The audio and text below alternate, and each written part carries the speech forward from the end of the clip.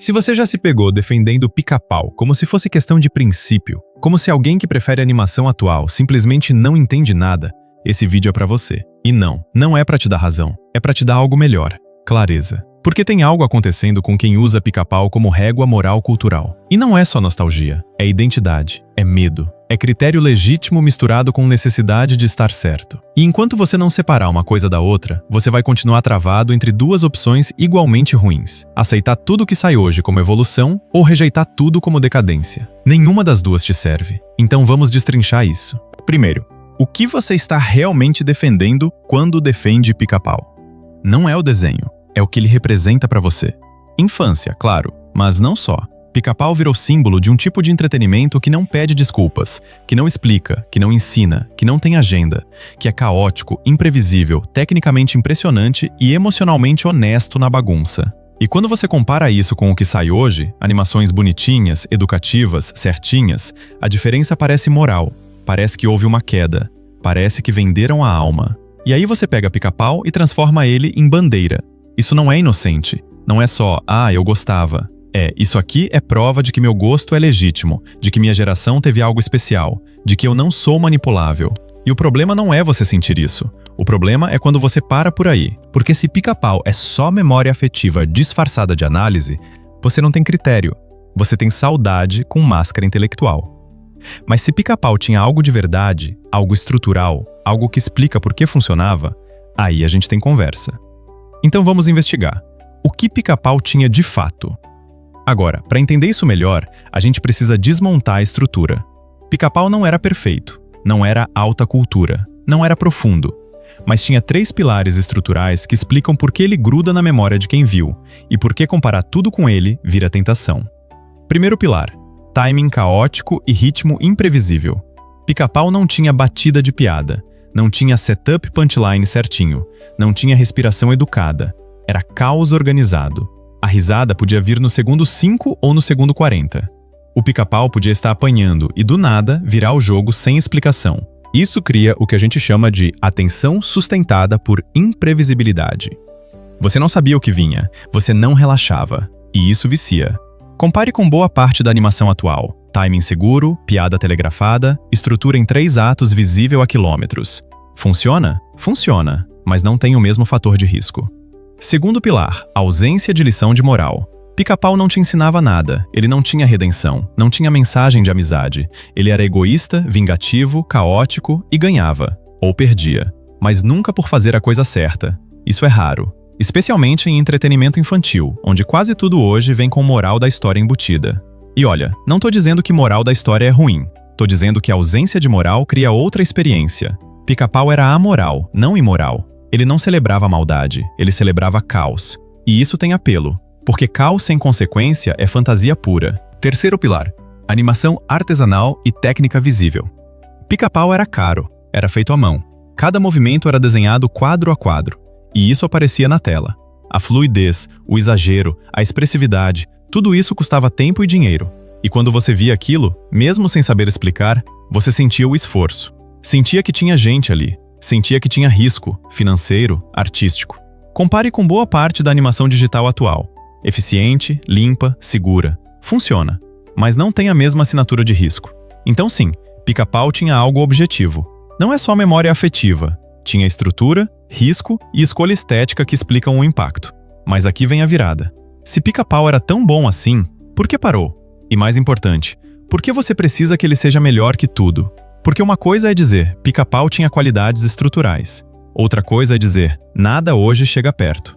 A primeira é análise. A segunda é identidade disfarçada de análise. E é aí que a gente entra no espelho. Vamos ser diretos. Defender Pica-Pau não é sobre Pica-Pau, é sobre você. Porque Pica-Pau virou símbolo de 3 coisas que você não quer perder. Primeira, prova de que seu gosto é legítimo.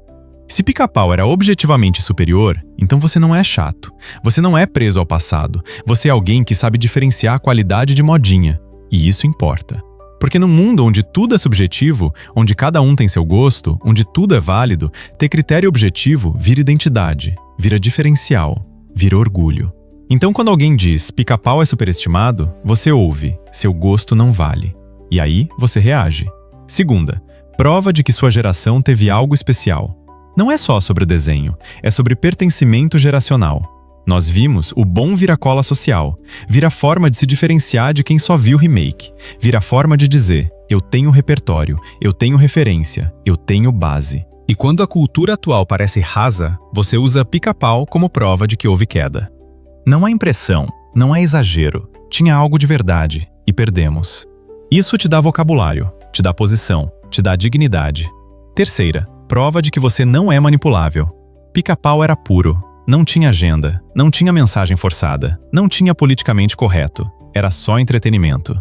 E quando você compara isso com a animação atual, que muitas vezes tem mensagem, tem representação, tem intenção pedagógica, você sente que houve manipulação.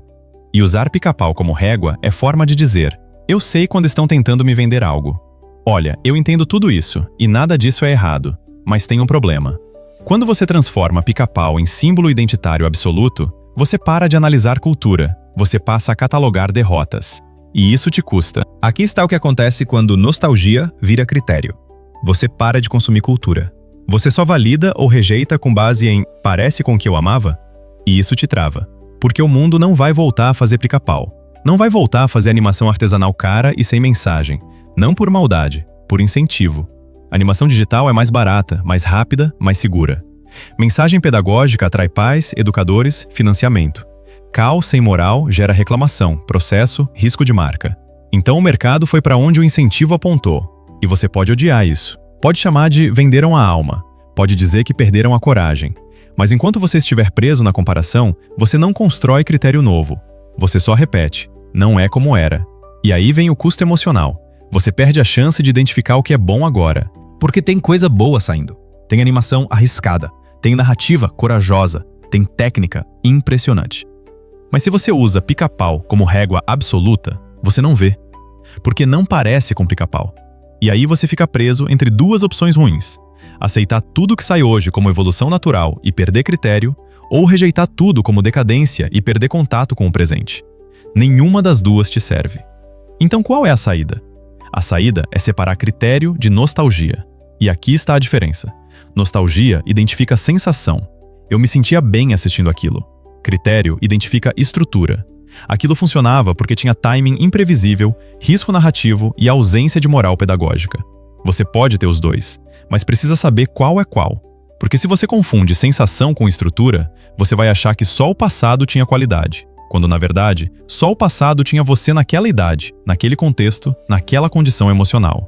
E isso não é criticável, é inevitável. Mas quando você transforma isso em régua moral, você para de ter critério, você passa a ter saudade disfarçada de análise.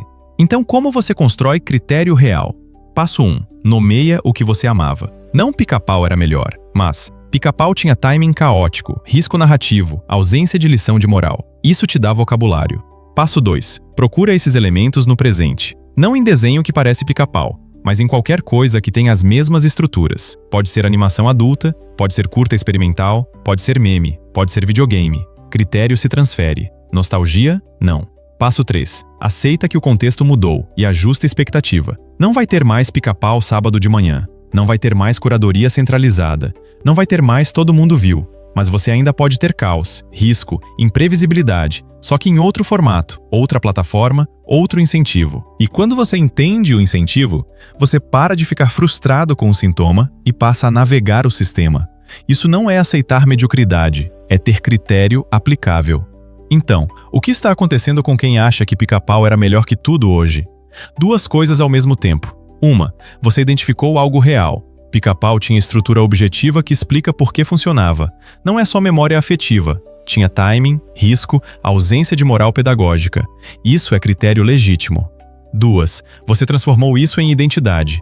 E enquanto o Pica-Pau for símbolo de prova de que meu gosto vale, você vai ficar preso na comparação. Vai catalogar derrotas, vai perder contato com o presente. A saída não é aceitar que é só nostalgia. A saída é separar critério de sensação. Critério se transfere, nostalgia não. E quando você faz isso, você sai de nada hoje é bom e vai para eu sei o que eu procuro e sei onde encontrar. Isso preserva sua identidade, preserva seu repertório e te dá liberdade. Porque você não precisa escolher entre rejeitar tudo e aceitar tudo. Você precisa de vocabulário. E agora você tem. Não é opinião, é estrutura.